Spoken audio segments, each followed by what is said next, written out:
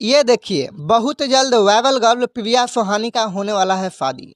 आखिर इसका शादी किससे होगा और कब होगा, पूरा जानकारी इस वीडियो में, तो इस वीडियो को पूरा लास्ट तक देखिएगा।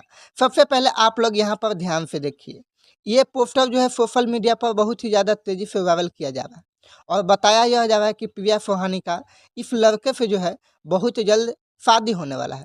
लेकिन शादी वाले मामले पर प्रिया सोहानी क्या बोलती है, यहाँ पर आप लोग ध्यान से सुनिए। शादी करना है कि नहीं? नहीं, कब कीजिएगा शादी?